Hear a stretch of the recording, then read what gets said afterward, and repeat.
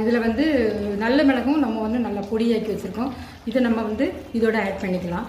ஆக்சுவலாகவே செட்டிநாடு மசாலா, அப்படி செட்டிநாட்டு மசாலா நண்டு குழம்பு அப்படின்னு சொன்னாலே வந்து காரம் வந்து தூக்கலாக தான் இருக்கும். ஏன்னா இந்த நல்ல மிளகு இதில் வந்து எல்லாமே சேர்க்கறதுனால காரம் சூப்பர் அதிகமாக இருக்கும். திரும்ப வந்து இது வந்து இந்த நண்டு மசாலா வந்து சளிக்கு ரொம்ப நல்லது. இப்போ பார்த்திங்கன்னா நவம்பர் டிசம்பர் இந்த காலங்களில் வந்து இந்த வின்டர் சீசனில் வந்து சின்ன பிள்ளைங்களாக இருக்கட்டும் பெரியவங்களாக இருக்கட்டும் அவங்களுக்கு சளி அதிகமாக இருக்கும். ஸோ இது வந்து சளி பிடிக்காது. திரும்ப சளி பிடிச்சிருந்தாலும் இது சளியை வந்து இறைக்கிறோம். இந்த காலங்களில் வந்து நண்டுகளில் சதை பற்று அதிகமாக இருக்கும். மற்ற காலங்களில் பார்த்திங்கன்னா நண்டில் உள்ள சதை உரிகிறோம். அப்படி இப்போ வந்து இந்த விண்டரில் வந்து இது வந்து சதை பற்றி உள்ளதாக இருக்கும். ஸோ நீங்கள் இதை வீடுகளில் செய்து பாருங்கள்.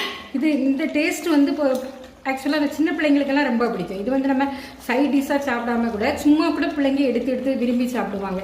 ஸோ இதை நீங்கள் வீடுகளில்